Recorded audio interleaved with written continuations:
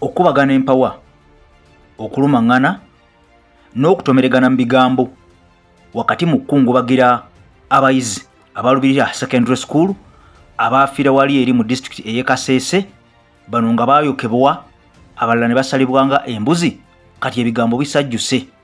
Embeera eyongedde okubeera nga etabuka n'okubeera nga esajjuka mu paaliyamenti ababaka beekumyemu omulimu. Njagala owulirize emboozi eno osooka omanye mukwano gwange gye twolekedde. Omukulu Deputy UPDF spokesperson amanyiddwa nga Kanoddewo Akiiki avuddeyo n'awa alipoota ate endala eno ng'ekontanira ddala n'ebyo ebyasooka okubeera nga bifuluma ate nga bifulumizibwa ababede mu UPDF. Kaakati abatuuze ku kyalo kino awali essomero lino nabo boogera birala byonna ogenda kubeera ng'obiwulira osooka omanye nti Uganda weeri buli muntu kyagala kyayogera era amazima gakyali mazibu nnyo okubeera nga gafunika ku nsonga eno. Nze AK Master ku lutimbe gagadulwa AK TV emabega w'omuzindaalo okukubira tooki n'okubeera nga ntekako galubindi tutolontoke n'okusaabala mu lugoto lwa waaka.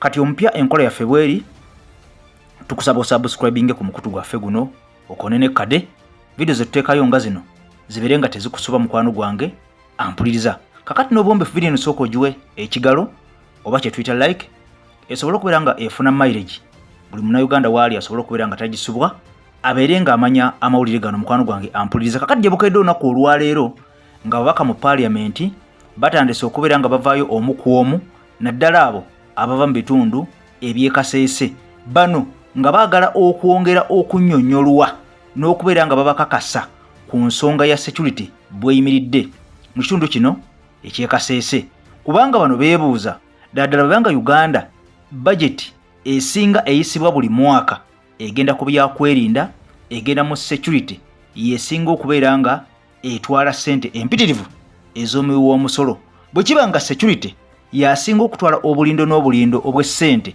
obw'omuwi w'omusolo kakati kijja kitya ng'ate n'okufa nakwo kuli waggulu ate ng'okufa okwo security eno etwala obulindo n'obulindo bw'essente yena okubeera nga ekwasaganya. Kakati bano ababaka bava mu bitundu eby'ekasese nga bakulembeddwamu omubaka amanyiddwa nga Florence Kabugo bavuddeyo ne baluma ejjiiko era ne bakangula ku ddoboozi ne batabukira abakuumaddembe baagala babannyonnyole bwe bekibanga ddala abasajja bano baba ADF Allied Democratic Forces abayeekera bano bwe babanga ddala be batuusa enjega eno ku ssomero lino n'abaana bano okubeera nga battibwa bwe bati baagala bannyonnyolwe baasala batya booda ne bayingira eggwanga erya Uganda era ne baddamu ne basala booda ne bafuluma eggwanga erya Uganda bano nga tebategeerekese era nga tekuliiko n'omu akwatiddwa kubanga alipoota ziraga nti bano bajja ne bamala ennaku 2 nga bali mu kupanga lukwe olw'okubeera nga essomero lino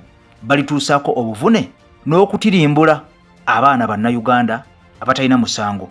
Alipoota endala ne zivaayo nga zino kino kyayogeddwa Kanoddewo Akiiki Deputy Spokesperson wa UPDF naga nti abasajja bano tebaamala nnaku 2 abasajja bano baamala eddakiika wakati wa 2 mu 5 n'amakumi 40 ne bamala kyebamaliriza ne badduka ne bafuluma ne bagenda.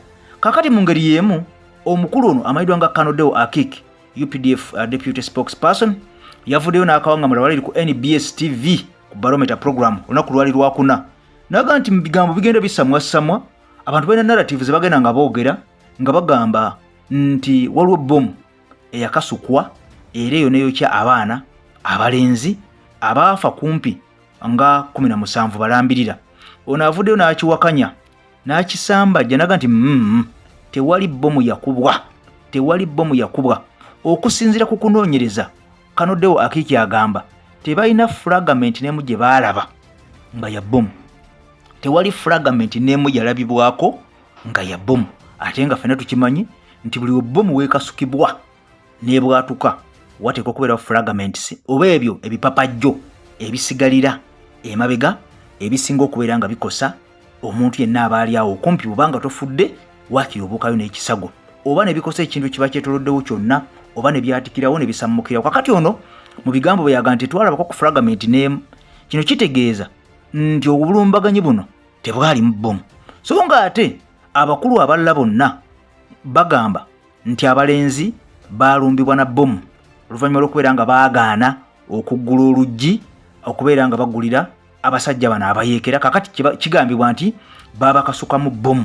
Kakati omukulu Kanodde wa Kiiki agaita eri bomu yakasukwa kubanga bo tebannalaba ku fragment n'emweraga nti waaliwo bomu. Kakati Minister wa Security, Minister wa Defense, Minister w'ebyokwerinda mu ggwanga Uganda omukulu amaliddwa nga Vincent Bamulanga Kisempijja naye yavuddeyo n'agamba nti nga nze Minister wa Security mu ggwanga Uganda nange kambeeko kyenjogera. Era ono agamba nti okubeera nga abaana bano balumbibwa kiraga nti ADF eweddemu amaanyi eggwereddemu ddala n'ensa era nga n'ebyo bikolwa bya kitiitiizi ebyekito ebyabajega. Ono agamba bwebanga ADF ekakasa nti erina amaanyi nti era basajja lwaki balumba innocent souls, lwaki balumba abaana bano abatalina musango, lwaki balumba abantu abatali armed, bagezeko okulumba barracks, bagezeko okulumba police, bagezeko okulumba ba security operatives balyoke bakakase nti UPDF y'amaanyi. Naye buli lw'olumba essomero ery'abaana kitegeeza oli mujega, oli coward. Era onaavuddeyo n'agamba nti bano bajega nnyo, bakola bya kitiitiizi nnyo, era UPDF ebalinnya kagere essaawa yonna bano bagenda kubeera nga bakwatibwa bagombebwemu obwala bannyonnyole ekibakozesa kino ddala kiki okutugumbula abaana abato abatalina musango. Mukono gwange mpuliza jukira nti General Museveni yagamba nti eyo ADF tewalina kubuuza, tewali yadde okubeera ng'owannaanya. Kakati ate ono wabeerawo neera amawulire amalala ku saidi emu nga gano gaali galaga nti essomero lino lyali liko enkaayana ez'abantu abasukka mu basatu almost bana, kubanga kwaliko omuzungu ono ng'abeera e Congo ate nga bwabeera ne Uganda. Kigambwa nti essomero lino yali alyetaaga nga kigamba nti yali alikaayanira. Kakati ate nga luno organization egamba nti essomero lino lyayo nga luna gurupu z'abantu abalala 2 nazo ezaali zikaanira essomero lino. Kakati ne twebuuza okusinziira ku Janet Museveni ono nga ye mukyala w'omukulembeze w'eggwanga Madamu Janet Kataha Museveni agamba nti na bino toyinza kubeera ng'obibuusa amaaso, biyinza okuba byebimu ebyaviirako okubeera nga essomero lino likolebwako obutujju oba obulumbaganyi obwo. Kakati wano wabeerawo okubagana empawa n'okwebuuza nti ddala bwe kiba nga waliwo narrative eyo nti ate essomero lyali likaayanirwa, kitegeeza ne gavumenti yennyini temanyi ani yalumba essomero lino omutuufu, kubanga abakungu buli omu avaayo ayogera kiki. Tetuyinza kubeera nga tuwakanya kya muntu yenna avaayo n'ayogera, wabula ffe tulinda bulinzi ekyogeddwa ne tukikutuusaako. Naye bw'aba waliwo okutomeregana, omukulu Kanodde wa Kiiki agati waaliwo bbomu, ate abasooka batugamba waaliwo bbomu. Omukulu omulala agamba nti essomero lino bateekebwa okulumbibwa ennaku 2 nga bakola bulumbaganyi. Omukulu Kanodde wa Kiiki aga nti oyo alimba. Kakati bagamba waaliwo abakaanira essomero lino, ate abalala bagamba ADF ye yalumba. Kakati ku bonna omutuufu n'omukyamu tetumumanyi, wabula tugenda bugenzi mu maaso n'ekyo ekiba kiriwo, naye nga essomero lyatuka okubeera nga lifiirwa abaana abawera 42 okusinziira ku gavumenti. Bwetyo bwe tukwakasa mukwano gwange ampuliriza. Kyokka nga ate mulimu n'amawulire ag'omunkubo galaga nti bano bateeka okuba nga baasukkamu almost ne balumba eyo nga mu 50 wadde nga gavumenti bino ate yabisambajja nega nti omuwendo omutuufu gw'abaana 42 be battibwa. Kakati ebigambo bityo bitambudde mukwano gwange ampuliriza. Nze Eke Master nkusabire n'obwombeefu jimpeera ekigalo. Bw'obanga oli mpya subscribinga ku mukutu gwaffe, tutambulenga ffenna mu mwaka waffe ataggwa malojja. Mukama Katonda akunkumira atakuumira mpeera, akumpira ebirungi ebikira obugulu bw'eggongolo. Bye bye.